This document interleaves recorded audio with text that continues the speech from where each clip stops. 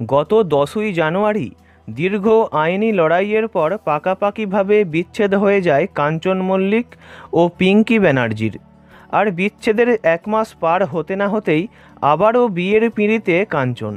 14ই ফেব্রুয়ারি ভালোবাসার দিনে টেলি অভিনেত্রী শ্রীময়ী চট্টরাজের সঙ্গে বিবাহ বন্ধনে আবদ্ধ হলেন কাঞ্চন।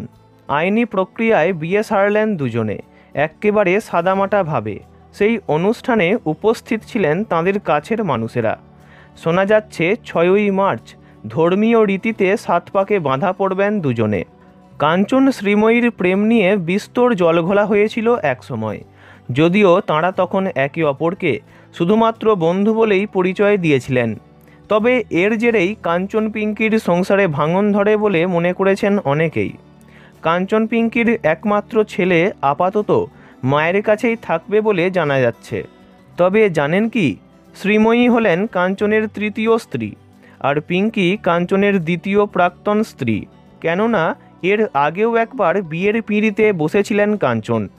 তাঁর প্রথম স্ত্রীর নাম অনিন্দিতা দাস। অনিন্দিতা নিজেও একজন জনপ্রিয় অভিনেত্রী। রোজা, কন্যাদান, দত্ত অ্যান্ড বৌমা, গৌরী এলো ইত্যাদি অনেক ধারাবাহিকেই পার্শ্ব চরিত্রে তাকে দেখা গেছে।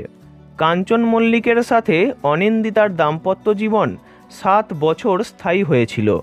বিভিন্ন কারণে বহু বছর আগেই তাঁদের বিবাহ বিচ্ছেদ ঘটে। তারপর আর বিয়ে করেননি অনিন্দিতা, মন দিয়েছেন কেরিয়ারে।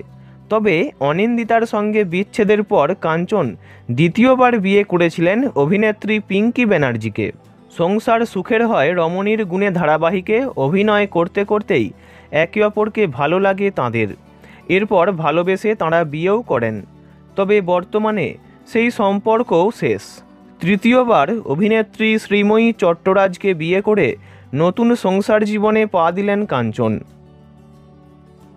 ভিডিওটি ভালো লাগলে লাইক করবেন, অন্য কারোর বিষয়ে জানতে কমেন্ট করবেন, আর এমনই সব ভিডিও পেতে চ্যানেলটি অবশ্যই সাবস্ক্রাইব করবেন।